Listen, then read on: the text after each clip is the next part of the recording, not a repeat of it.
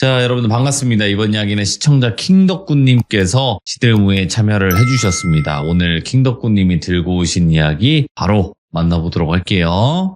네, 여보세요. 킹덕구님. 네, 안녕하십니까. 아이고, 반갑습니다. 반갑습니다. 네, 저번에 또 섬뜩한 이야기들을 많이 해주셨어요. 네.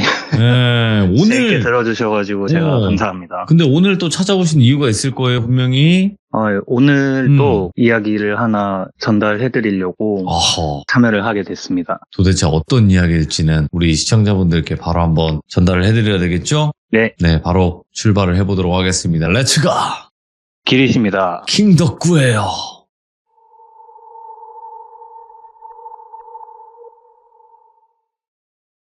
오늘 해드릴 이야기는 제가 학창시절에 있었던 이야기를 좀 준비를 했는데요. 제가 고등학교 1학년 때 있었던 이야기고요. 학교 이야기다 보니까 야자를 하다 귀신을 봤다든가 어디 화장실에서 뭐 귀신이 나온다 이런 학교 괴담 같은 이야기는 아니고요. 같은 반 친구한테서 일어났던 이야기인데 제가 다녔던 고등학교 같은 경우에는 남고였고요. 그리고 저희 학교에는 운동부가 하나 있었어요. 정말 그 엘리트 선수들 키우는 그런 운동부가 하나 있었는데 종목은 제가 그냥 말씀 안 드릴게요.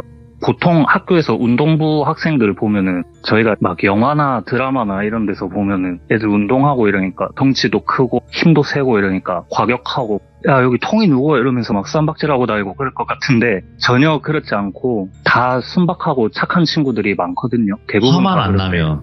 네, 그쵸. 건들지만 않으면. 건들면 안 돼. 운동하는 누구보다 친구들. 든든하고 착한 친구들인데 네네네. 근데 저희 반에 있었던 친구는 조금 달랐어요. 그 친구가 덩치도 크고 힘도 세고 이러다 보니까 반 친구들을 좀 괴롭히는 그런 친구였거든요. 제가 그 친구를 그냥 석대라고 얘기할게요. 그 엄석대하고 정말 똑같은 그런 캐릭터거든요. 석대네. 그래서 그 석대라는 친구는 초등학교, 중학교 때부터 계속 정말 엘리트 코스만 밟아오고 대회 같은 데서도 우승 막 많이 하고 이렇게 정말 촉망받는 그런 유망주였거든요. 근데 그 친구가 대외적으로 이렇게 보여지는 이미지는 그렇게 정말 잘 나가는 유망주인데 네. 행실이 그렇지가 않았던 거죠. 힘세고 이러니까 반 친구들 괴롭히고 아이고. 중학교 때부터 동네에서 유명했거든요. 돈 뺏고 다니고 뭐 이런 걸로 되게 유명했는데 저랑 같은 학교 같은 반이 된 거예요. 근데 그 친구가 유독 저희 반에서 좀 많이 심하게 지독하게 괴롭혔던 친구가 있는데 그 친구를 제가 그냥 똘비라고 할게요. 똘비를 정말 지독하게 많이 괴롭혔는데 뭐 돈 뺏고 뭐 빵 사와라 이런 거는 정말 당연하고 교복에 침을 뱉는다든지 머리에 뭐 껌을 붙인다든지 이런 것부터 해서 그리고 언어적인 그런 폭언이 진짜 심했어요. 어느 정도였냐면은 진짜 제가 아직도 기억이 날 정도로 아직도 저도 살면서 그런 말을 들어본 적이 없을 정도로 정말 모욕적인 그런 말들을 많이 했거든요. 예를 들어서 똘비라는 친구가 할머니하고 둘이 사는 친구였어요. 아버지는 뭐 계신지 안 계신지 모르겠는데 어머니는 타지에서 일하시느라 할머니하고 둘이 사는 그런 친구였는데 그 똘비한테 가가지고 야 네 할머니 돌아가시면은 집에서 야동 같은 거 막 편하게 볼 수 있겠다. 완전 개꿀이네. 뭐 이런 식으로 놀린다든지 야 내가 어제 뭐 길에서 폐지 줍는 할머니한테 가가지고 10,000원짜리 한 장 주면서 담배 좀 사다 달라 캐니까 처음엔 안 사준다 하더니만은 잔돈 다 가져가라 하니까 헐레벌떡 가가지고 사오더라. 니하고 좀 닮은 것 같은데 그거 너희 집 할맛이지 막 이런 식으로 놀렸거든요. 진짜 심하게 폭언을 많이 했어요 그 친구가. 패드립이네 이거. 네 진짜 패드립이죠. 정말 매일같이 그렇게 괴롭히다가 하루는 똘비가 폭발을 한 거예요. 맨날 그러니까. 그때도 그 똘비 어머니가 타지에 가가지고 일을 하시니까 그 친구한테 가가지고 야 막 너네 엄마 창원에 가가지고 일한다면서 창원에 가면은 빌딩이 하나가 통째로 그냥 유흥업소라던데 거기서 일하냐고 나중에 성인 되면 한번 가봐야겠다 막 이런 식으로 또 놀린 거예요. 그러니까 똘비가 완전 폭발을 한 거예요. 야 네가 뭔데 우리 가족 막 그런 식으로 이야기하냐고 내가 왜 니한테 그런 소리를 들어야 되냐고 막 이렇게 화를 낸 거예요. 보통 그러면 야 뭐 장난친 건데 뭐 이런 식으로 한다든지 할 법도 한데 그 자리에서 똘비의 뺨을 막 때리는 거예요. 그래가지고 다른 친구들이 막 깜짝 놀라가지고 달려붙어가지고 뜯어 말리고 막 이랬거든요. 마침 그때가 담임 선생님 수업 시간 전이어가지고 담임쌤이 교실에 딱 들어오더니만은 야 너희들 뭐 하는 거야 똘비 석대 너네 복도로 나와 이러고 데리고 가시더라고요. 근데 저희가 이제 좀 걱정이 됐던 게 뭐냐면은 평소에 석대 행실 때문에 저희가 석대를 되게 안 좋아했었는데 그것도 그건데 학교에서 석대를 너무 감싸고 돌아요. 오냐 오냐 하는 수준이 아니라 진짜 어화둥둥 키웠거든요. 그러니까 그 석대가 학교의 간판이다 이렇게 생각을 했는지 석대가 뭐 잘못을 해도 어떤 교칙에 의한 처벌을 내리지는 않고 오히려 그 피해자인 친구를 데려다가 야 석대도 앞날이 있는데 네가 이렇게 일 크게 만들면은 석대 앞날 막는 것밖에 더 되냐고. 원래 남자애들이 그렇게 치고받고 싸우고 하면서 크는 거지 왜 이렇게 쪼르르 와가지고 또 일 크게 만들라 그러냐 막 이런 식으로 요새 말로 가스라이팅이라 그러잖아요. 그런 거를 막 그런 식으로 항상 석대 편만 들어주고 그랬거든요. 그리고 저희가 그때도 야 저거 분명히 석대 젊은 남자쌤들이 혼내도 눈 하나 깜짝 안 하는 한데 나이 60 먹은 여자 선생님이 혼낸다고 저거 귓등으로나 듣겠냐고. 분명히 또 똘비 탓할 거라고. 그러게 저희가 걱정을 하고 있는데 한 5분 있다가 석대하고 똘비하고 교실 뒷문으로 이렇게 들어오고 담임쌤이 앞문으로 이렇게 딱 들어오시더니 저희한테 담임쌤이 하시는 말이 얘들아 석대가 어릴 적부터 운동만 해가지고 아들하고 이렇게 살갑게 지내는 법을 모르는 친구라 그렇다고 너희들이 좀 다가가가지고 석대하고 친하게 지내라고 그런 식으로 얘기를 하시는 거예요. 그러니까 저희는 또 어이가 없잖아요. 당하고 이러는 건 우린데. 근데 그러더니 석대 똘비 너희 앞으로 나와 이러면서 앞으로 부르더라고요. 그 두 명을. 그러더니 야 남자끼리 원래 그렇게 치고받고 하면서 크는 거라고. 남자답게 악수하고 딱 끝내 이러는 거예요. 그러니까 석대는 막 그렇지 하는 표정으로 씩 웃으면서 악수를 하는데 똘비는 진짜 완전 얼굴이 막 울그락불그락해져가지고 막 진짜 화가 엄청난 그런 표정인 거예요. 똘비는. 그래서 둘이 막 억지로 악수를 하는데 제가 그때 똘비 얼굴을 뚫어져라 보면서 이렇게 학교에서 한 명도 보호를 해주는 사람이 없는 거 이렇게 생각하고 있었거든요. 근데 담임쌤이 그때 신나가지고 한술 더 뜨면서 야 진짜 니네 멋있다. 니네 진짜 남자답다. 야 남자답게 포옹 한번 해라. 이러면서 포옹을 또 억지로 시키는 거예요. 그러니까 똘비가 그때까지는 되게 울그락불그락한 그런 얼굴이었는데 포옹을 하니까 표정이 되게 차갑게 싹 굳는 거예요. 그러더니 아휴 이러면서 보고 있는데 갑자기 똘비가 그 호주머니에서 샤프 있잖아요. 샤프를 꺼내더니 석대 옆구리에다가 팍 넣는 거예요. 그래서 사람들 다 깜짝 놀라가지고 어어 하고 있는데 석대도 하고 원래는 보통 옆구리에 샤프가 꽂히면 꼬꾸라져야 될 거 아니에요.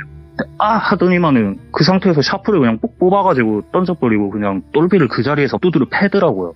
그래서 학생들하고 다 달려 나와가지고 뜯어 말리고 남자쌤들 불러와가지고 진짜 2명이서 달려들어가지고 남자쌤들이 석대를 겨우 뜯어 말리고 그리고 야 석대 똘비 너네 저기 교무실 가 있어 이렇게 해서 2명을 교무실로 보낸 거예요. 그게 저희가 똘비를 마지막으로 본 모습이었어요. 그 뒤로 뭐 전학을 간 건지 자퇴를 한 건지 뭐 그거는 어떻게 돼서 어디로 가서 뭐 어떻게 됐는지는 아무도 몰라요. 그 뒤로 똘비를 본 사람이 아무도 없거든요. 근데 석대는 아무 일도 없었다는 듯이 그냥 아무런 처벌도 안 받고 그냥 다음날도 평범하게 학교 나오고 그리고 그 다음 주로 넘어가가지고 저희가 그때 교실에서 수업을 막 이렇게 듣고 있는데 그때도 석대는 마지막 교시여가지고 훈련 다 끝나고 교실에 있었어요. 물론 엎드려 자고 있기는 했는데 그때도 담임 선생님 수업 시간이었거든요. 근데 한창 수업을 이렇게 듣고 있는데 갑자기 누가 앞문을 똑똑하고 벌컥 열고 들어오시더라고요. 보니까 약간 중년 여자분이세요. 한 50대 정도 돼 보이시는? 근데 되게 강렬한 그런 포스였거든요. 무슨 무대에서 공연하는 사람 마냥 화장 되게 진하게 하시고 머리도 왁스 같은 거 발라가지고 머리도 올백으로 쫙 넘기고 빨간 옷 입고 그러고 있는 여자분이 딱 들어오시는 거예요. 그래서 담임 선생님이 당황하셔가지고 누구십니까? 이를 물어보니까는 저 똘비 애미 되는 사람입니다. 이러시는 거예요. 그래가지고 아이고 똘비 어머님 안 그래도 똘비 때문에 전화를 몇 번을 드렸는데 전화가 안 됐다고 교무실 가가지고 기다리고 계시면은 제가 금방 수업 끝나고 갈게요 이러셨거든요. 담임 선생님이. 근데 들은 채도 안 하고 그냥 그 맨 앞자리에 앉아있는 친구한테 여기 석대가 누구? 이렇게 물어보시는 거예요. 그 친구가 저 맨 뒤에 엎드려 자고 있는 아가 석대입니다 이렇게 알려드렸어요. 그러니까 그 석대 있는 쪽으로 저벅저벅 걸어가시더라고요. 그래서 저희도 벙져가지고 그 아주머니를 이렇게 쳐다보고 있는데 담임 선생님도 아이고 어머니 하면서 막 쫓아가는데 쳐다도 안 보고 그 석대 있는 쪽으로 가시더니만은 그 엎드려 있는 석대의 머리를 이렇게 살살 쓰다듬으시더라고요. 강아지 쓰다듬듯이. 그러니까 석대가 잠에서 깬 거예요. 그래서 누구세요? 이러니까 아주머니가 뭐라 하셨는지 아직도 기억나요. 너를 제일 보고 싶어하는 사람이었는데 이제는 네가 제일 보고 싶어할 사람 이러더니 그냥 교실 뒷문으로 나가버리시는 거예요. 그래서 뭔 소리지? 이러고 담임 선생님이 막 쫓아나가시고 저희들끼리 남고 석대도 뭐야? 이러고 그냥 다시 엎드려 잤거든요. 그리고 저희들끼리 막 수근수근 거린 거예요. 야, 똘비하고 완전 딴판인데? 막 이러면서. 근데 또 포스가 엄청 강렬하셨으니까 저희가 수근수근 거리면서 야, 방금 저 아줌마 어떻게 하고 있는지 봤지? 분명히 뭐 술집 마담 이런 거 아니면 무당이다. 어떻게 보통 사람이 저렇게 하고 돌아다니냐고 그렇게 수근수근 거렸거든요. 그리고 그 다음날에 이제 학교를 갔는데 석대가 없는 거예요, 교실에. 보통 운동부 친구들은 교실에 안 들르고 운동부실, 체육관 이렇게 바로 가는 경우가 많으니까 그냥 바로 그쪽으로 갔는가 보다 하고 신경도 안 쓰고 있었어요. 예. 근데 그날 학교가 끝날 때까지 한 번도 모습을 안 비치는 거예요. 그래서 그냥 뭐 운동부 스케줄이 바쁜가 보다 이 정도도 생각 안 하고 그냥 아무런 신경도 안 썼거든요. 근데 이틀, 3일을 계속 교실에 얼굴도 콧배기도 안 비치는 거예요. 보통 같으면 속대가 왜 학교 안 오지? 뭔 일 생겼나? 막 이럴 것도 한데 저희는 오히려 분위기 흐리는 친구가 없으니까 좋아하고 그랬거든요. 석복절이다 이러면서. 근데 그때가 금요일이었어요.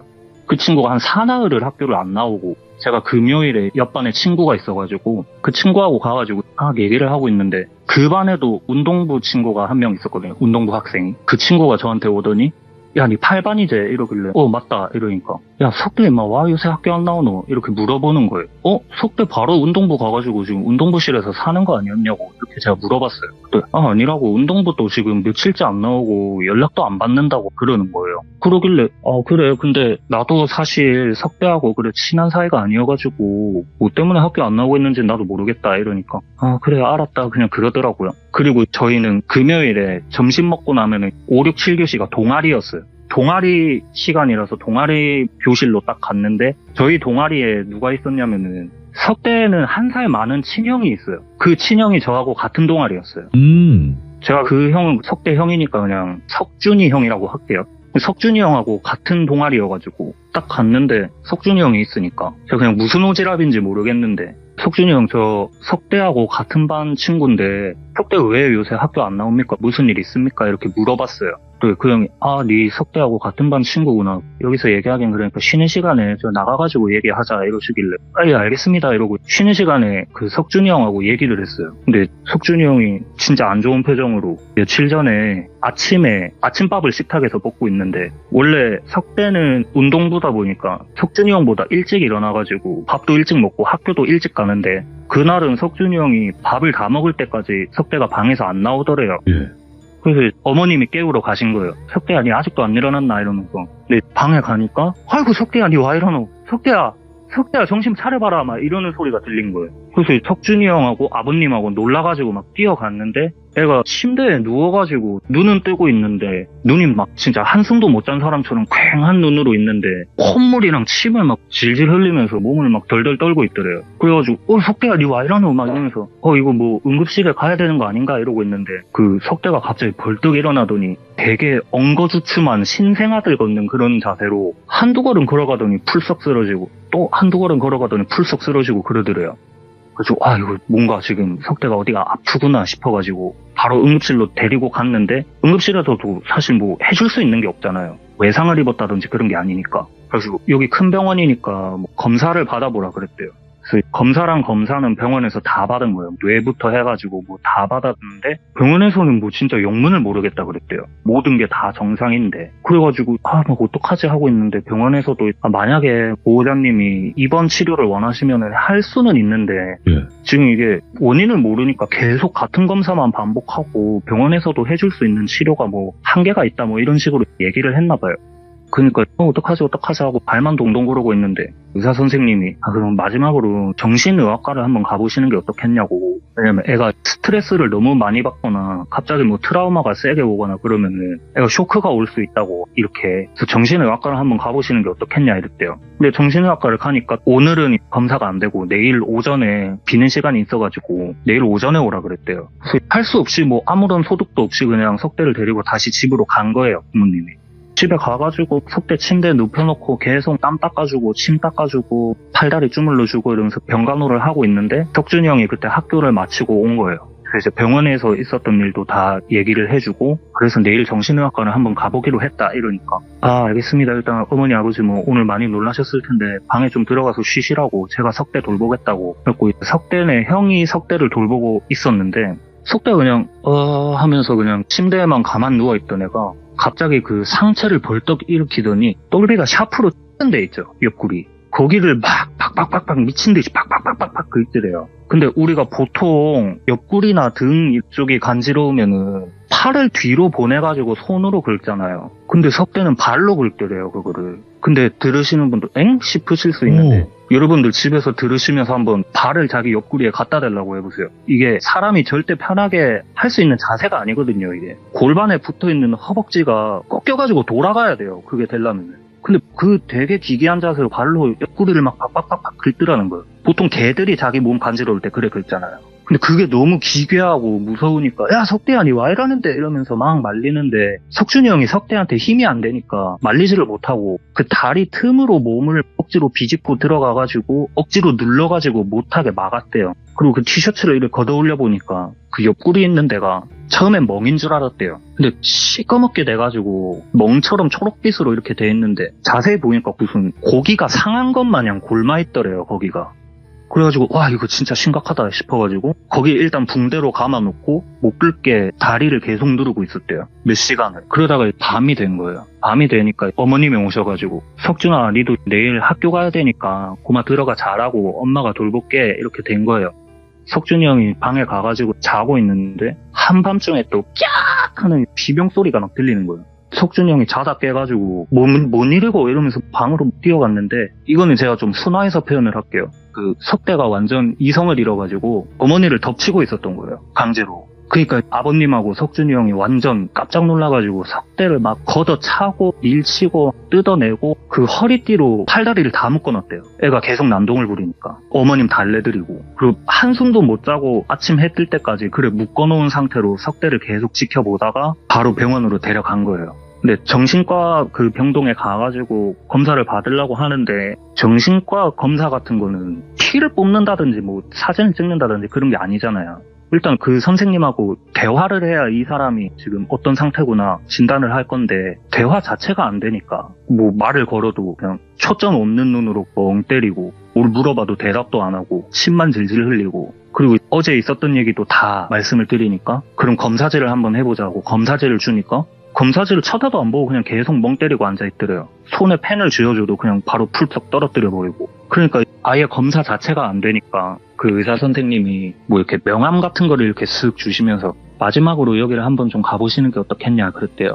그래서 이게 뭡니까 하고 보니까 자폐 환우들 이렇게 전문으로 입소시켜가지고 치료하는 그런 시설인데 여기를 좀 한번 가보시는 게 어떻겠냐 이렇게 조심스럽게 말을 꺼냈대요. 그러니까 부모님은 완전 청천벽력인 거죠. 그제까지만 해도 진짜 경상도에서 진짜 제일 잘 나가던 그런 유망주였는데 갑자기 그 자폐 병동에 들어가게 생겼으니까 그래서 이거를 지금 그래서 입소를 시켜야 될지 말아야 될지 그거를 지금 부모님이 일도 못 나가고 맨날 울면서 고민 중이시라고 그 얘기를 석준이 형이 저한테 해준 거예요. 저는 사실 그렇게까지 구구절절 얘기해 줄 줄 몰랐거든요. 그냥 석대가 몸이 너무 아파가지고 지금 학교를 못 나가고 있다. 병원에 왔다 갔다 하느라 그냥 그 정도만 얘기해 줄 줄 알았거든요. 근데 이렇게 되게 자세하게 어머님한테 그런 일이 생겼던 것까지도 저한테 얘기를 해주니까 와 진짜 심각한 상황이긴 심각한 상황인가 보다 이렇게 생각이 들었어요.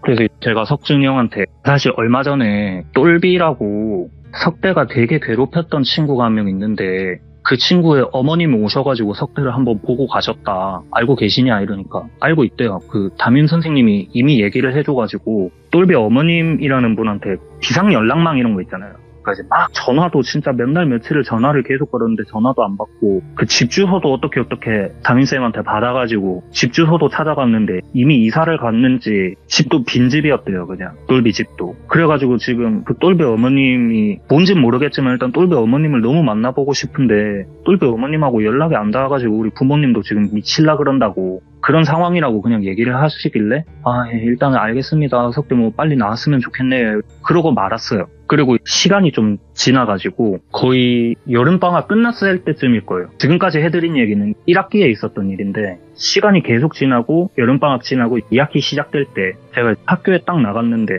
석대가 교실에 있는 거예요. 근데 저는 석대하고 그래 친한 사이는 아니기는 한데 앞에 얘기들을 다 들었으니까 뭔가 저도 모르게 가가지고 석대야 니 오랜만에 나왔네. 니 뭐 어디 아프다는 데는 그거는 이제 걔 안 나 이렇게 물어봤어요. 근데 석대가 그때 자세히 보니까 애가 진짜 키도 그때 당시에 막 키 190 그러고 몸무게도 100kg 가까이 나가던 그런 정말 건장한 친구였는데 애가 반쪽이 되다 못해 진짜 홀쭉해져서 왔더라고요. 눈도 되게 퀭해가지고 다크서클이 진짜 막 볼까지 내려올 정도로 진짜 퀭한 눈으로 제가 걔한 나이를 물어보니까 그냥 되게 영혼 없는 목소리로 괜찮아? 그냥 그러고 말더라고요. 눈도 저를 안 쳐다보고 그냥 허공 쳐다보고 괜찮아? 이러길래 그래 알았다 쉬어라 그냥 그러고 자리로 갔어요. 그리고 수업을 막 듣고 있는데 갑자기 뒤에서 기침 소리가 막 콜록콜록콜록 이렇게 기침 소리가 나는 거예요. 한두 번은 그냥 그래 수업 중에 기침할 수 있지 이러는데 기침을 진짜 거의 한 1분 동안 안 멈추고 하니까 수업하시던 선생님이 열이 받으셔가지고 야 누가 수업 시간에 기침을 일하노? 복도에 나가서 하든가 양호실에 다녀오든가 해야지. 그래서 화가 나셨는데 그때도 기침이 안 멈추고 계속 콜록콜록콜록 막 거리는 거예요. 근데 그게 석대가 내는 소린 거예요. 그래서 다들 석대 쪽으로 이렇게 쳐다보고 있는데 그 수업하시던 선생님이 그 석대 쪽으로 가가지고 야 석대야 니 개안나 니 뭐 양호실 안 가봐도 되겠나 이러는데 우리가 기침을 진짜 심하게 하면은 숨 넘어가가지고 헛구역질처럼 막 이렇게 나오잖아요. 그렇게 막 하더니 하고 토를 하는데 보통 우리가 지저분한 얘기지만 토를 하면 색깔이 어떻습니까? 우리가 먹은 음식물 색깔이 나오잖아요. 근데 먹물처럼 새까만 토를 하는 거예요. 먹물처럼 새까만 토를 하더니만은 그때 다들 깜짝 놀라가지고 선생님이 석대 어깨에 손을 이렇게 딱 올리면서 야 석대야 니 개안나 하고 어깨에 손을 딱 대는 순간 석대가 진짜 바닥에 무슨 석고 돼지하는 사람처럼 바닥에 납작 엎드리더니만은 죄송합니다 잘못했어요 잘못했어요 막 이러고 석대가 그러더니 그 토가 있는데 옷이 범벅이 되든지 말든지 간에 계속 그렇게 납작 엎드려가지고 죄송합니다 계속 그러는 거예요. 이제 선생님도 너무 놀라니까 야 석대야 일어나봐 이러면서 팔을 딱 잡았는데 석대가 그 팔을 팍 뿌리치면서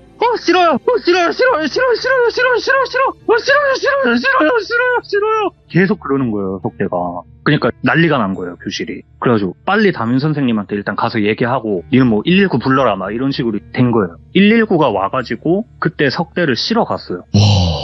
그리고 그게 저희가 석대를 또 마지막으로 본 모습이에요. 그 뒤로 석대가 또 학교를 안 나왔거든요. 근데 저희가 또 담임쌤한테 쌤 석대는 뭐 어떻게 된 겁니까? 이렇게 물어볼 수도 없고 쌤도 얘기를 안 해주시고 그러니까 저희가 그냥 뭐 아픈가 입원했나? 그냥 그 정도로만 생각을 하고 있었거든요.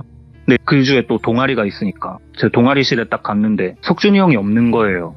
근데 동아리실에 가면은 동아리 선생님이 또 출석을 부르잖아요. 예를 들어서 뭐 귀족이 네, 덕구 네, 석준이 석준이 뭐 어디 갔노 막 이러는데 그 석준이 형하고 같은 학년인 친구분이 약간 눈치 주듯이 쌤 석준이는 아시죠? 막 이러니까 그래 전달 받았다 그냥 그러시더라고요. 그래서 이게 저희가 나중에 생각하기로는 어쩌면 석대가 그 병 때문인지 뭐 스스로 어떤 선택을 했든지 세상을 좀 떠난 게 아닌가. 그래서 석준이 형도 그 상 치르느라고 학교를 안 나온 게 아닌가.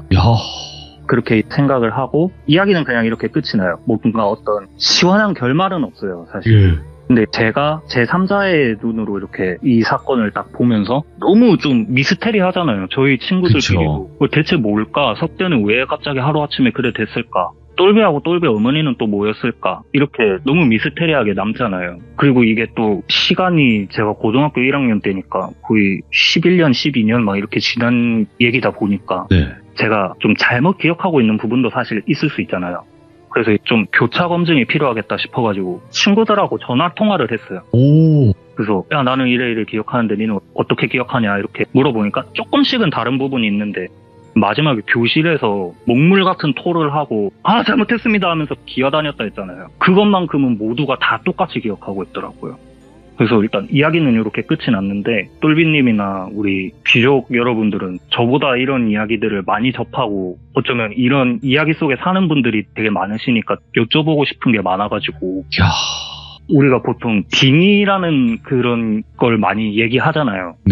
우리 시들모에도 그런 빙의에 대한 얘기도 많이 나왔고 그래서 혹시 이런 것도 좀 빙의의 한 종류가 맞나 이런 걸 여쭤보고 싶어서 오늘 이야기를 제가 좀 준비했습니다. 저는 일단 듣기에 머리를 쓰다듬었다 그랬잖아요. 그 영호님이. 네네. 머리카락 채취하는 거죠. 왜냐면 양밥을 하기 위해서 그 사람의 매개체가 있어야 되는데 그 머리카락이 제일 편하잖아요. 얻기가. 와, 근데 섬뜩하다, 진짜. 그래서 사실 그분이 무당이셨든 아니면은 무당을 찾아가서 그쵸. 석대한테 그런 거를 뭐 살을 보냈다고 하나요? 네. 아무튼 그런 거를 할 때 보통 저도 이런 이야기들 들으면은 머리카락을 넣었다든지 손톱을 넣었다든지 뭐 해가지고 이렇게 하잖아요. 맞죠. 근데 제가 알기로는 그런 게 전혀 없었는데 그냥 찾아와서 얼굴 한번 보고 이러고 가셨는데 그게 되나? 이런 생각이 드는 그게 너무 궁금했어요. 그리고 한 가지 조금 더 생각이 드는 거는 이게 내 자식이 그렇게 당하잖아요. 그러면 네. 부모는 피가 거꾸로 솟아요. 아, 그쵸. 눈이 돈단 말이에요. 그래서 어쨌든 그 사람이 만약에 무당이었어도 내가 잘못될 걸 각오하고 내가 제안하면 어떻게 한다. 이렇게 마음 먹을 수도 있긴 한 거예요. 그렇죠, 그렇죠. 그리고 법적으로 걸릴 일이 없잖아요, 이게. 저주라는 게. 증빙이 되는 게 아니니까. 네, 확인이 안 되고 미신으로 치부하기 때문에 법적으로는 아무런 문제가 없는 거예요. 그렇죠. 그래도 심증으로는 아마 양밥을 해서 그렇게 만들지 않았을까, 인생을 아예 박살내는 걸로 가지 않았을까 이렇게 생각이 듭니다. 안 그러면 그때 당시 그렇게 오셔서 그렇게 할 필요가 없었겠죠. 그렇죠. 사실은 저희도 그래서 그때 내 자식이 진짜 저런 일을 당했는데 나였으면 진짜 눈 뒤집어졌을 것 같은데 어떻게 그냥 저렇게 얼굴만 쓱 보고 가지? 이 생각을 저희도 했거든요. 네네네. 근데 뭐 똘비 어머님이 그렇게 하신 건지는 모르겠지만 어쨌든 눈앞에서 정말 그렇게 누구보다 건강하고 힘세던 친구가 한순간에 그렇게 망가지는 거를 보니까 너무 또 무섭고 미스테리하고 그러더라고요. 맞네요. 그리고 덕구님께서 이 양쪽 입장을 다 알게 된 사람이니까 이 얘기가 가능한 거예요, 지금. 그쵸. 안 그랬으면 한쪽의 입장만 이야기가 나왔었겠죠. 그쵸. 네, 어떻게 된지도 모르고 석대가 어떻게 됐었는지. 그리고 아까 그 어머니의 대사가 아직도 잊혀지지가 않네. 저도 누구세요 하니까 덕구님이 딱 아까 말씀하셨잖아요. 네, 너를 제일 보고 싶어하는 사람이었는데 맞아. 이제 네가 제일 보고 싶어할 사람이다. 딱 그 얘기가 이제 그 석대 부모님이 또 그렇게 애타게 똘비 어머님을 찾으셨으니까 정말 그렇게 말하는 대로 됐지 않나.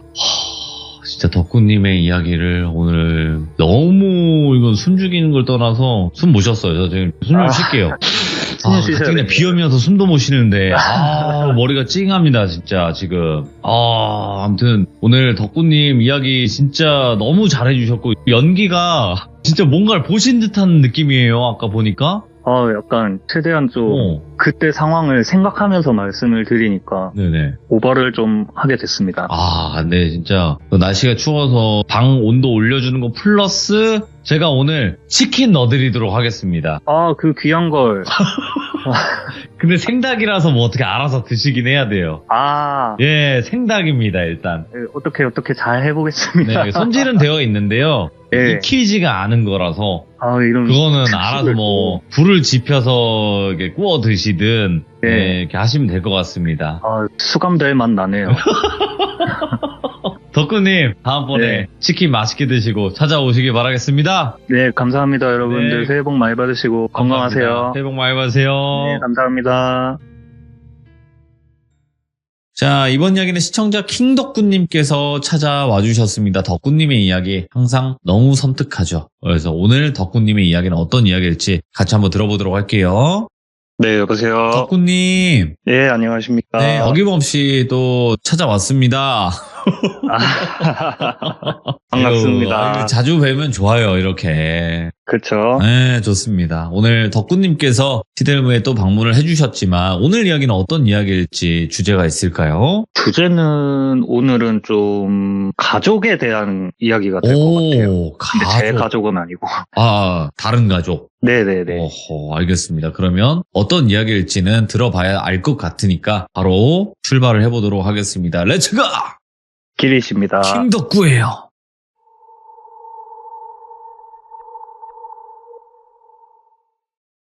오늘 이야기의 주인공을 그냥 똘비라고 제가 이야기를 하고요. 똘비는 저하고 중학교, 고등학교 같이 나온 그런 친구고 아직까지도 연락하고 얼굴 보고 지내는 그런 가까운 친구인데 이 똘비라는 친구의 집안에 대해서 좀 이야기를 드리면은 뭐라고 표현해야 될지 모르겠는데 본인들 말로는 되게 유서 깊은 집안이다 이렇게 말을 하시는데 되게 유교 사상 이런 게 강하다고 표현을 해야 되나? 그런 집이거든요. 남아선호 사상 이런 것도 좀 심하고 제사 같은 것도 진짜 1년에 막 몇 번씩 지내고 거의 2달, 3달 이렇게 한 번씩 지내는 것 같거든요. 그래서 되게 그런 집안이고 똘비라는 친구는 부모님하고 여동생하고 이렇게 4인 식구고 장남이고요. 이 똘비라는 친구의 아버님도 장손이세요, 그냥. 그러다 보니까 똘비도 자연스럽게 그 집의 장손인 건데, 이 집안이 제가 제사를 굉장히 많이 지낸다고 말씀을 드렸잖아요. 그러니까 이런 제사 준비 같은 것도 제사도 다 똘비네 집에서 하고 이러다 보니까 그 똘비의 아버님의 형제 관계도 남동생분이 한 분 계시고 여동생분이 2분인가 3분인가 이렇게 계시는데 똘비한테는 작은아버지하고 고모님들이죠. 그런 분들도 다 집에 그런 제사나 집안 행사가 있을 때마다 다 똘비 집에 모여가지고 이렇게 제사도 지내고 행사도 지내고 하는데 그런 거를 다 똘비 어머님께서 혼자서 그냥 다 준비를 하시는 거예요. 똘비 아버님이나 작은아버님이나 이런 분들은 남자니까 이런 거 안 한다, 손가락 까딱 안 하시고, 그리고 고모님들도 오히려 아버지께서 이런 거는 장손집에서 큰 며느리가 하는 거라고 너희들 뭐 멀리서 왔는데 좀 쉬어라 하면서 오히려 아버님이 고모님들이나 이런 분들은 다 아무것도 못하게 하고 하니까 어머니하고 어린 여동생 둘이서 막 음식하고 음식 나르고 제사상 차리고 이런 거를 다 도맡아 하셨거든요. 그러니까 이 똘비는 어릴 적부터 집에서 제사 지내고 이런 게 되게 스트레스였던 거예요. 그러다 보니까 되게 어렸을 때부터 이런 집안의 풍습이나 이런 거를 되게 마음에 안 들어하고 또 그런 걸로 스트레스를 되게 많이 받아 했으니까 나는 진짜 이 지긋지긋한 집구석 진짜 너무 지긋지긋해가지고 나는 나중에 무조건 상경해가지고 서울 갈 거라고 성공할 거라고 이런 말도 되게 많이 했었거든요, 똘비가. 그러다가 시간이 흘러가지고 저희가 수능을 딱 보고 나서 이 똘비가 수능을 되게 잘 본 거예요. 원래도 공부를 정말 열심히 하는 친구였는데 우리가 서성한이라고 하는 그 정도 레벨 대학에 갈 정도로 수능을 굉장히 잘 본 거예요. 그래서 부모님한테 가가지고 어머니 아버지 저 뭐 수능을 봤는데 이렇게 좀 잘 봐가지고 제가 원하는 대학교에 좀 이렇게 지원할 수 있을 것 같다 이렇게 말씀을 드리니까 어머니는 너무 좋아하셨대요. 아이고 막 우리 똘비 너무 고생 많았는데 진짜 너무 잘됐다. 똘비야 축하한다 이러면서 너무 어머니는 좋아하셨는데 아버지는 그냥 뭐 별 반응이 없으시더래요. 그냥 그러고. 그러니까, 원래 뭐 경상도 아저씨들 뭐 똑똑하니까 그냥 그런갑다 하고 별 생각 안 하고 있었는데, 그러고 얼마 안 있다가 또 제사를 지낼 때가 된 거예요, 집에서. 그러니까 친척분들도 다 모이셔가지고 집안이 또 시끌벅적해졌는데, 그때도 어머니 혼자서 그런 제사 음식이나 이런 것들을 다 준비를 하시니까, 또 여동생도 그 나이 차이가 좀 나는 여동생이라 나이도 어린데 엄마 돕는다고 접시 나르고 이러고 있으니까 똘비도 마음이 불편하잖아요. 그래가지고 어머니 제가 뭐 도와드릴 거 없습니까? 이러면서 막 어슬렁어슬렁 거리는데 작은아버지가 똘비를 붙잡더니만 야 남자가 장손이 어디 부엌에 들어가냐고 그런 거 하는 거 아니라고 여기 앉아가지고 뭐 술 한잔 받아라 니도 이제 성인인데 술은 뭐 어른한테 배워야 되는 기라 이러면서 술을 막 먹였대요. 되게 불편하게 그냥 되게 불편하다 이러고 있었는데 또 수능이 끝났을 때쯤이니까 그런 대학 얘기가 막 나온 거예요. 뭐 똘비 이번에 수능 본 거는 뭐 어떻게 됐노 이런 얘기가 나와서 똘비가 저 이번에 너무 다행히도 성적이 좀 나와가지고 서울에 어디 대학교 쓸 수 있을 것 같다 이런 말씀을 드리니까 보통은 그러면 아이고 뭐 똘비 너무 잘됐다 축하한다 뭐 우리 집에 뭐 인물 나왔네 뭐 이런 반응이 나와야 되잖아요. 근데 분위기가 되게 싸하더래요.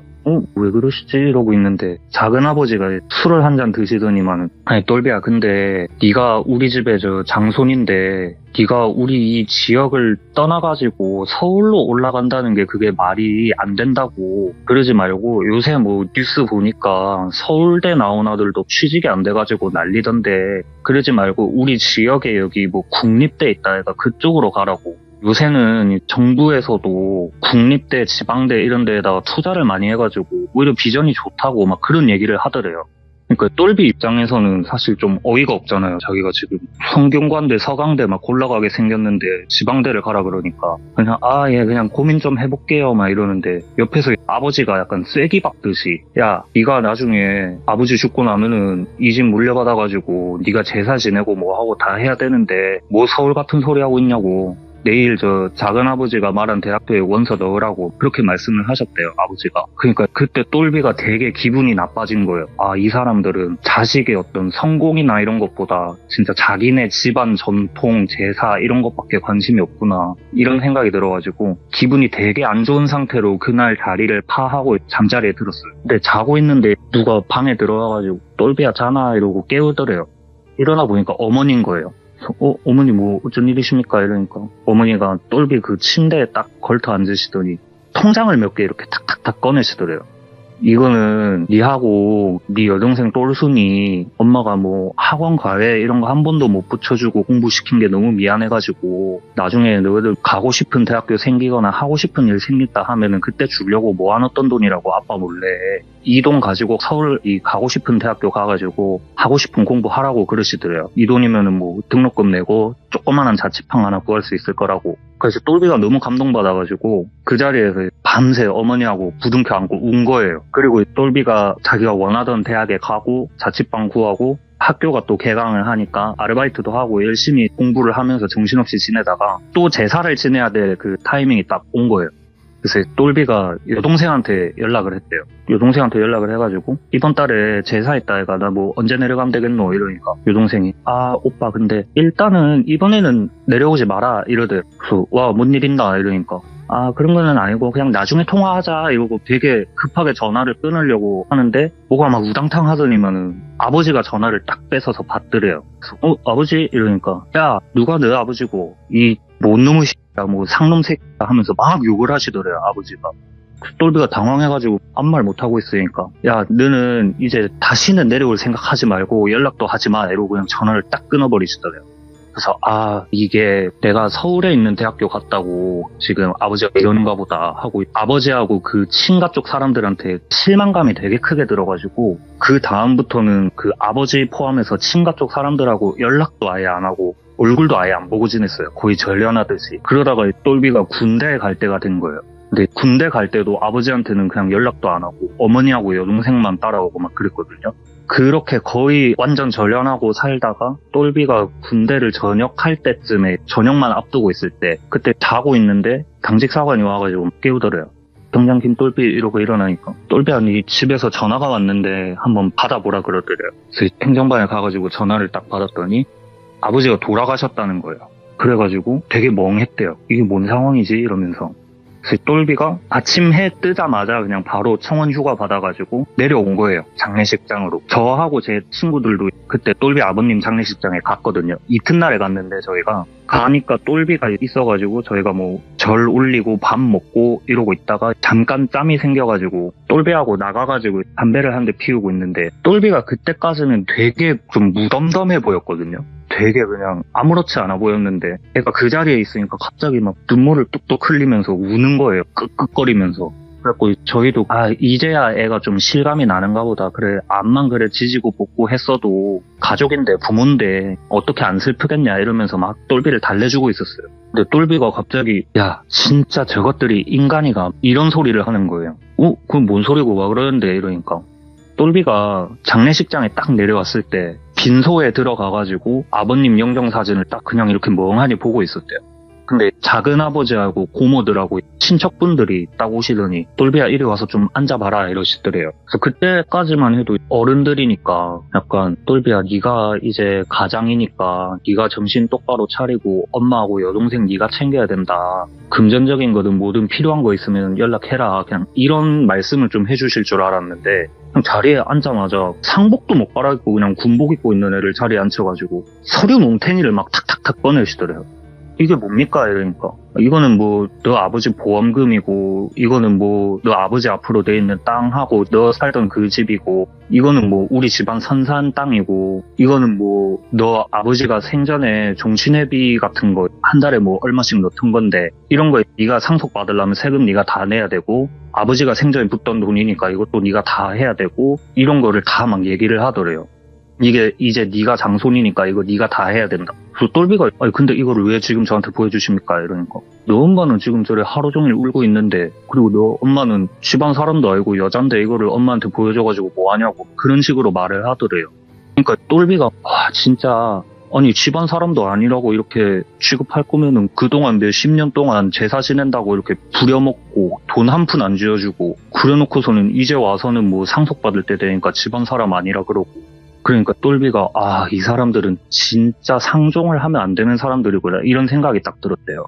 그래가지고 상을 다 치르고 나서 장례식 다 마무리하고 나서 똘비가 군대를 전역을 하고 제일 먼저 한 일이 뭐냐면은 그 아버지로부터 내려온 집하고 땅하고 이런 거 있잖아요. 부동산 이런 것들. 그걸 다 처분해버렸어요. 부동산에 가가지고 이거 지금 뭐 묻지도 따지지도 말고 시세보다 무조건 다 싸게 내놔도 상관없으니까 제일 빨리 처분해달라고. 그래서 보험금이랑 이런 거 있으니까 그런 걸로 세금 다 내고 다 처분을 한 다음에 여동생하고 어머니를 모시고 서울로 올라가요. 서울로 가가지고 그냥 방 2개 있는 조그마한 빌라를 하나 얻어가지고 우리 세 식구 이제 여기에서 새 출발 새 시작하자 이렇게 된 거예요. 사실 이렇게 뭐 세 식구가 행복하게 살았습니다 하면 좋겠지만 현실이 안 그렇잖아요. 그때부터 부동산 처분하고 이럴 때부터 그 친척들한테 연락이 미친 듯이 오더래요. 전화가 미친 듯이 쏟아지니까 안 받은 거예요, 전화를. 그러니까 문자로 막 야 이 뭔 놈아 상놈아 뭐 혹자시가 이러면서 문자가 미친 듯이 쏟아진 거예요. 그러니까 똘비가 너무 스트레스 받으니까 연락처를 차단하면은 다른 번호로 문자 오고 연락처를 차단하면은 다른 번호로 연락 오고 이러니까 못 참겠어가지고 어머니, 여동생, 자기 것까지 연락처를 싹 다 바꿨어요. 전화번호를 다 바꿨는데 그런데도 너무 소름 돋게 한 하루 이틀 있으면은 야 네가 전화번호 바꾸고 잠수 타면은 모를 줄 알았냐고 못 찾을 줄 알았냐고 또 계속 연락이 오는 거예요. 거의 뭐 진짜 그렇게 두더지 게임 하듯이 연락처 차단하면 또 오고 차단하면 또 오고 이런 삶을 살다가 어느 날 집에 딱 도착을 했는데 우편물이 하나가 와 있더래요. 이거 뭐지? 이러고 확인을 해보니까 법원에서 소장이 날아온 거예요. 네. 친척들이 똘비를 뭐 재산 분할이나 이런 걸로 걸어가지고 소송을 건 거예요. 똘비한테. 근데 저는 소송을 잘 안 해봐가지고 모르는데 이게 그쪽에서 아무리 말 같지 않은 걸로 걸고 넘어져도 일정 기간 안에 이의 신청 이런 거를 안 하면은 그쪽에서 주장한 대로 그냥 자동으로 넘어간다 그러더라고요.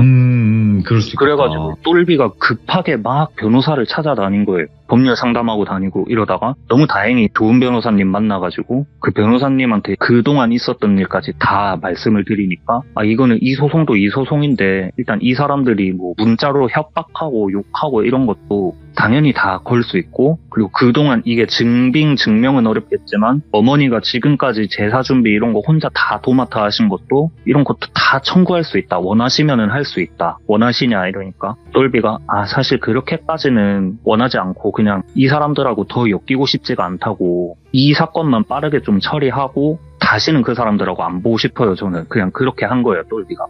그래서 재판을 넘어갔는데 재판이라는 게 또 하루아침에 끝나는 게 아니라 짧으면은 몇 달 길면 1년 이렇게 걸리잖아요. 몇 달 동안 계속 최후 변론인이 어쩌니 하면서 법원 왔다 갔다 하다가 마지막 최종 판결 나는 날에 똘비가 변호사님하고 같이 법원에 간 거예요.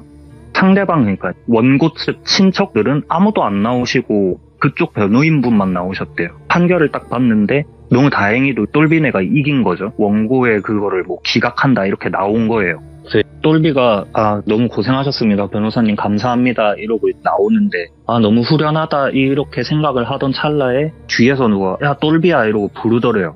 뒤를 딱 돌아보니까 작은아버지가 거기 계셨대요. 근데 뭐 거기서 안녕하세요 이런 말이 안 나오잖아요. 뭐야 이러고 있는데 작은아버지가 딱 오시더니만 야 똘비야 그래도 우리가 이렇게 뭐 얼굴 붉히고 했어도 가족은 가족인데 우리 가가지고 뭐 소주나 한잔 하자 이러더래요 작은아버지가. 근데 거기서 누가 예 가시죠 이러겠어요.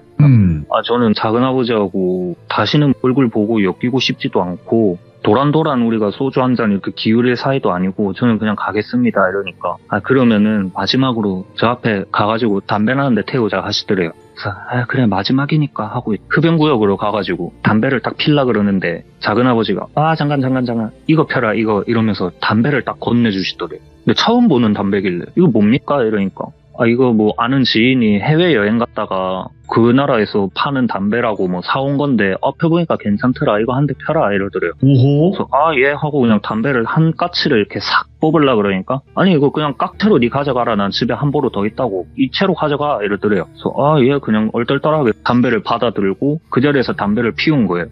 근데 보통 담배를 필 때 그래도 말이라도 하는데 담배를 다 필 때까지 서로 아무 말도 안 했대요. 그냥 되게 어색하게. 그래서 담배 다 피고 나서 담배불 탁탁 끄고 꽁초 버리고 뭐 더 하실 말씀 없으시면 저는 그냥 들어가겠습니다 하니까 작은아버지 그래 들어가라 하시더래요. 그래가지고 뭐야 이거 되게 어이없네 그냥 이러고 가는데 저 멀리 갈 때까지 작은아버지는 그냥 그 자리에 계속 서 계시더래요. 똘비가 가나 안 가나 보는 것처럼. 그래서 뭐야 찜찜하게 그냥 이러고 있었는데 그러고 나서 그 친가 쪽 사람들하고는 아예 진짜 아무런 연락도 접촉도 없이 완전히 절연을 하고 이제 완전 해방이다 하는 느낌으로 산 거예요 똘비가. 그러다가 똘비도 자기 일과가 있으니까 집에 딱 들어가는데 그 여동생 똘순이가 집에 안 들어가고 집 앞에 벤치에 이렇게 앉아있더래요. 저녁 늦은 시간인데. 야 똘순아 니 안 들어가고 여기서 뭐하노 이러니까 오빠 나 지금 집에 들어가기 무서워가지고 못 들어가겠다 이러더래요 똘순이가. 그게 뭔 소린데 왜 무서운데 이러니까 집 앞에 이상한 사람이 서 있다 이러더래요 똘순이가. 응? 집 앞에 누가 서 있는데 이러니까 모르겠다고 나도 아까 뭐 학교 끝나고 계단으로 이렇게 올라가는데 현관문 앞에 어떤 검정색 우비 같은 거를 입고 있는 사람이 서 있더래요. 그래가지고 지금 들어가면 안 되겠다 싶어가지고 저 사람이 이제 갈 때까지 집 앞에 앉아 있어야겠다고 이렇게 앉아 있었던 거예요. 근데 그 빌라가 옛날 그 빨간 벽돌 빌라 같은 거 있잖아요. 그건데 1층에 현관문 하나 있고 가운데에 계단이 있고 양쪽으로 세대가 하나씩 있는 되게 조그만한 빌라인데 계단이 유리창으로 돼 있어가지고 밖에서도 그 계단이 보여요. 그 사람이 오르락 내리락 하는 게 다 보이는데 똘순이가 거의 막 2-3시간을 그 건물 밖에 앉아 있었는데 그 문 앞에 서 있던 검정 우비를 입은 사람이 나오는 게 안 보였다는 거예요. 문도 1층에 있는 그 현관문 하나뿐인데 그쪽으로 나온 사람도 없고 이래가지고 아직까지 집 앞에 서 있는 것 같아가지고 지금 엄마나 오빠나 올 때까지 기다렸다고 그러는 거예요 똘순이가. 그러니까 이제 똘비가 그래 그러면 똘순이 여기 있어봐 이러더니 혼자 올라갔는데 아무도 없대요 현관에. 그래가지고 이제 다시 내려가가지고 똘순아 니 뭐 잘못 본 거야 얘가 아니면 뭐 옆집 찾아온 사람인데 호수를 잘못 착각을 해가지고 우리 집 앞에 서 있었나 보지 아무도 없다 올라가자 이래가지고 똘순이하고 올라간 거예요. 너무 신기하게 그 다음날부터 똘비 똘순이 그리고 똘비 어머님 이렇게 세 식구한테 안 좋은 일들이 엄청 많이 생겼어요. 예를 들어서 똘비 어머니께서 이제 그 식당에서 일을 하고 계셨거든요. 식당에서 불이 나가지고 팔에 화상을 좀 크게 입으신 거예요. 그리고 이제 똘순이도 뭐 학교에서 주변에 아무도 없었는데 그냥 혼자 계단 이렇게 내려가고 있었는데 누가 뒤에서 이렇게 미는 것처럼 계단에서 굴러가지고 다리에 깁스를 하고 그 똘비도 그때쯤에 이제 중고차를 하나 새로 샀는데 운전을 이렇게 해서 가다가 갑자기 핸들이 덜컹덜컹 하더니 안 움직이더래요. 뭐 락 걸린 것처럼. 그 핸들이 막 이거 왜 이러지 하면서 이제 핸들이 안 움직이는 상태로 한 1분 정도를 간 거예요. 운전할 때 1분이면은 진짜 먼 거리잖아요 그게. 자칫하면은 진짜 이거 큰 사고 나겠다 싶어가지고 일단 차를 세우고 견인을 해가지고 카센터에 가가지고 이거 핸들이 뭐가 좀 이상한 것 같다고 핸들이 지금 아예 안 움직인다고 이러니까 그 정비사분이 운전석에 딱 앉더니 핸들을 만졌는데 핸들이 너무 멀쩡하게 잘 돌아가는 거예요. 그래서 손님 이거 뭐 핸들 문제 없는데요 잘 돌아가는데요 이러니까 그럴 리가 없다고 지금 내가 이게 핸들이 안 움직여가지고 사고 날 것 같아가지고 견인해서 온 거라고 좀 꼼꼼히 좀 봐달라고 해가지고 거의 뭐 핸들을 뜯어내다시피 분해하고 조립하고 막 그 난리를 쳐가면서 봤는데 전혀 아무런 문제가 없었다는 거예요 그 자동차에. 그래가지고 이게 진짜 뭔 일이지 이러고 있었는데 계속 그런 다양한 일들이 계속 반복해서 생겼거든요 그 세 식구한테. 그러니까 어느 날은 어머님이 같이 일하시던 친구분하고 막 이런저런 이야기를 하다가 요새 이런 일이 자꾸 생겨가지고 그냥 농담 삼아서 뭐 굿이라도 한번 해야 되나 싶다 이렇게 말씀을 하니까 그 친구분이 그러면은 언니 내가 일전에 소개받은 무당이 하나 있는데 되게 용하다고 한번 같이 가볼래? 이렇게 말씀을 하시더래요. 예. 근데 똘비 어머님은 좀 안 내키는데 싶기는 한데 그래도 재미삼아 한번 가보자 해가지고 그 친구분하고 간 거예요. 그래서 그 무당분을 만나뵈러 당집에 갔는데 남자 무당분이셨대요. 남자 무당분이신데 이분이 오시는 그 신이 여자 신이신지 화장을 막 하고 여자 한복 입고 그러고 계시더래요. 말투도 언니 막 이런 식으로 하시고. 맞아요. 그런 사람이 있어. 그래가지고 딱 가니까 딱 그 무당분이 똘비 어머님을 딱 보자마자 하시는 말씀이 아이고 막 언니 평생 그렇게 남의 집 밥만 해주고 있으니까 언니 몸에서 그렇게 맛있는 냄새가 나니까 이래 잡것들이 배고픈 것들이 달라붙지 막 이렇게 말씀을 하시더래요. 그게 무슨 말씀이시냐고 하니까 언니 지금 제사밥만 몇십 년 차렸냐고 그거 다 그 집 조상들만 먹었을 것 같냐고 온 동네 잡기들 다 들러붙었다고 언니 몸에서 맛있는 냄새가 나가지고 애들이 지금 참지를 못한다고 그렇게 말씀을 하시더래요. 그러니까 똘비 어머님이 깜짝 놀란 거예요. 그러더니 그때가 좀 겨울이어가지고 똘비 어머님이 코트를 입고 가셨는데 언니 그 팔은 뜨거워가지고 어떻게 참았어? 막 이러시더래요. 팔에 화상 있다고 했잖아요. 코트를 입고 있었는데 그 팔에 화상 있는 거를 알고 그렇게 또 말씀을 하신 거예요. 그러니까 너무 신기해가지고 막 이런저런 것도 물어보고 하시다가 그 무당분이 언니 아들내미 하나 있지요 이러시더래요. 아들 하나 딸 하나 있다 이러니까 언니 아들 내가 한번 봤으면 좋겠는데 이러시더래요. 우리 아들한테 왜 그러시냐고 그러니까 언니가 그렇게 힘들었던 게 아들 덕분에 그만했던 건지 아들 때문에 당한 건지 내가 한번 보고 싶어가지고 그런다고 아들을 한번 꼭 보고 싶다 그러더래요. 그래서 똘비 어머니가 똘비한테 이야기를 한 거예요. 한번 같이 가보자고. 똘비는 또 그렇게 막 내키지는 않았는데 어머니가 계속 가자고 하시니까 어머니하고 간 거예요. 그 집에. 딱 문을 열고 들어가자마자 그 남자 무당분이 똘비를 보고 막 박장대소를 하시더래요.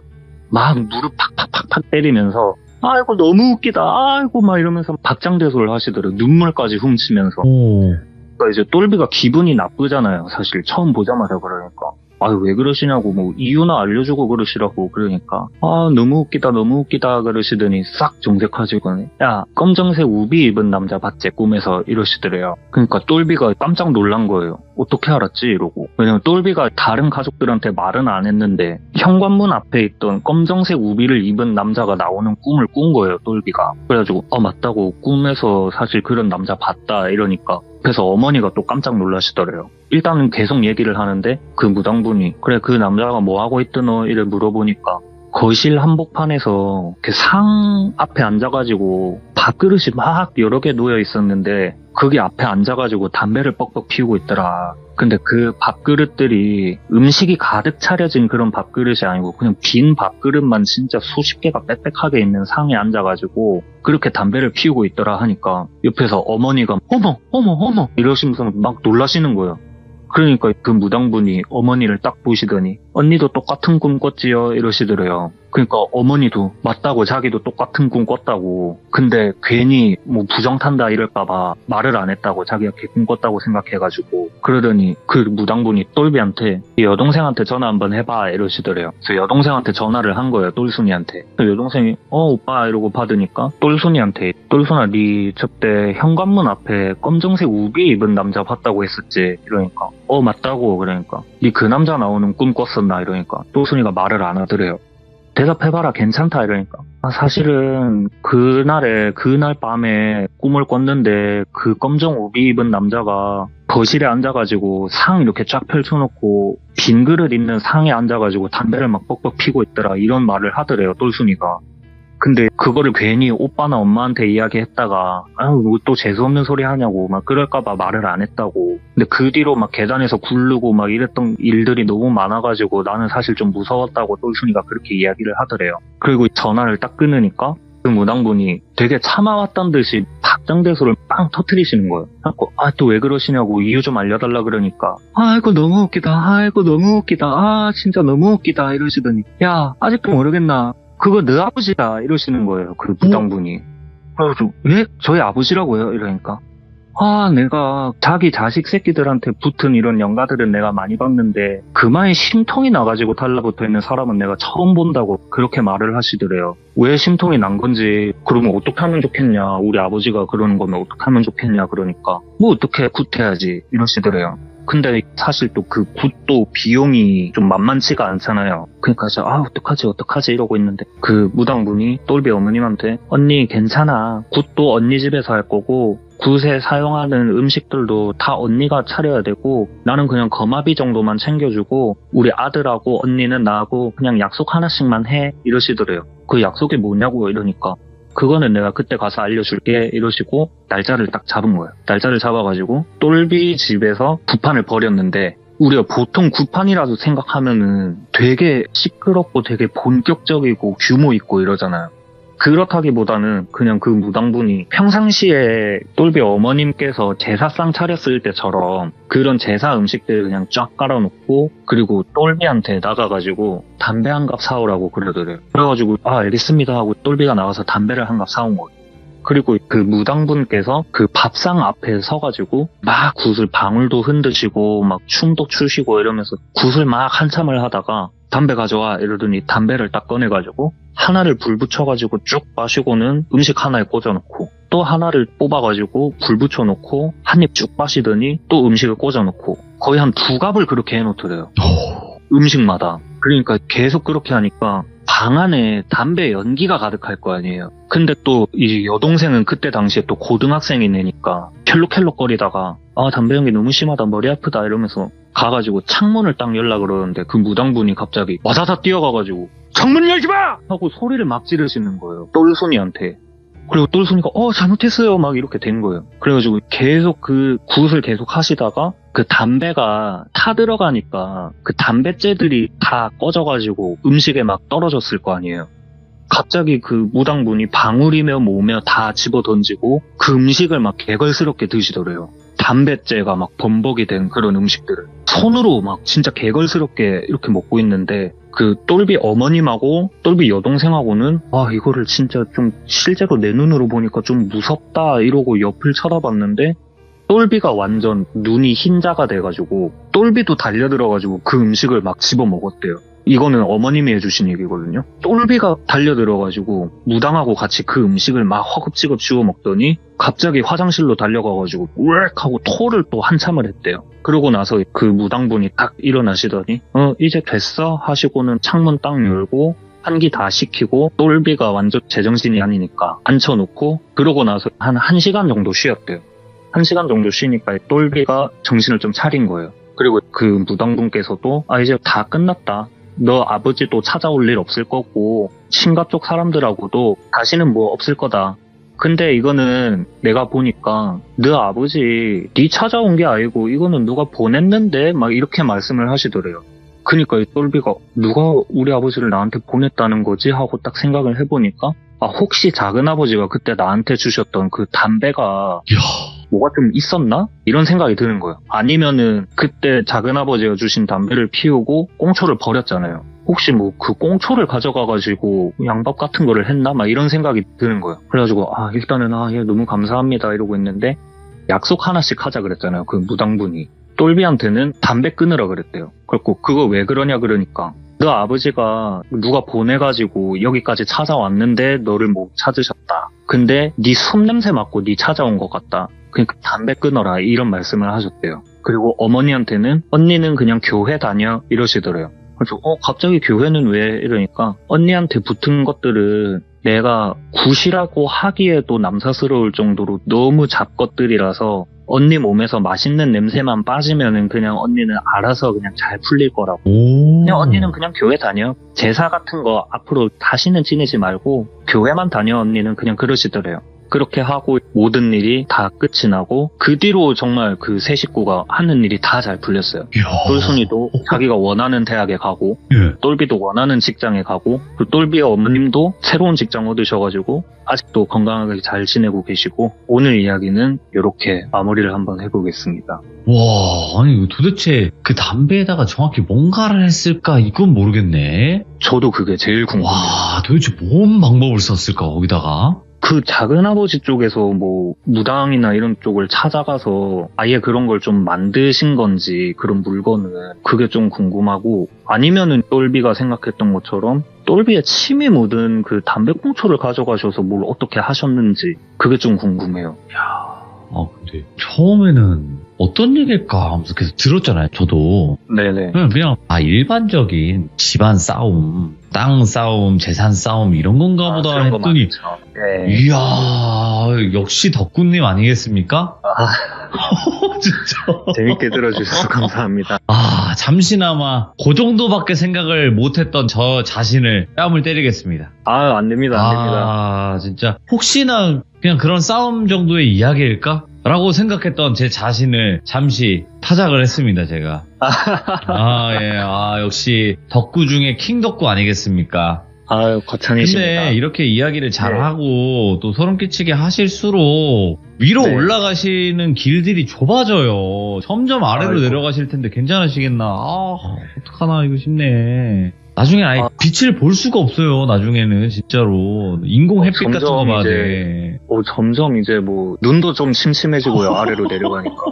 숨도 좀 턱턱 막히는 것 같고. 어떡합니까? 본인이 만드신 결과죠, 뭐. 아, 죄송해요. 어쩔 수 없어요. 그건 덕구님이 내가 요번에는 좀 사연 제대로 못 해보려고 하는데 자꾸 이렇게 잘 되냐 싶은 그런 생각이 드실 텐데 어쩔 수 없습니다, 덕구님. 제가 또 스스로 불러온 그런 일 아니겠습니까? 나 스스로 결정하는 거지 누가 이렇게 떠밀거나 그런 거 없어요. 예, 아무튼 오늘 가족에 관련된 이야기 너무너무 잘 들었습니다. 감사합니다. 감사합니다. 네. 가족 이야기 중에서도 너무 또 레전드 이야기가 하나 나오지 않았나 싶습니다. 이거 보통 이야기가 아니네요. 이거 보니까. 지금 또 댓글에 또 무당 소개해달라고 그러시는데, 여러분들. 이야기 속에서의 무당이 했던 행동들. 그거는 그 상황, 그때 당시 그 무당의 행동들만 생각하시고 들으시면 됩니다. 지금은 어떤 무당이 되었을지, 어떻게 변질되었을지, 아니면 어떻게 더 잘 되었을지, 이건 아무도 모르는 겁니다, 여러분들. 그러니까 그냥 이야기 속에 그 당시 상황에 따른 무당이라고 생각만 해주시면 좋을 것 같고, 오늘 덕구님의 이야기도 너무나 섬뜩하게 잘 들은 것 같습니다. 시청해주신 모든 분들 고맙습니다. 감사합니다.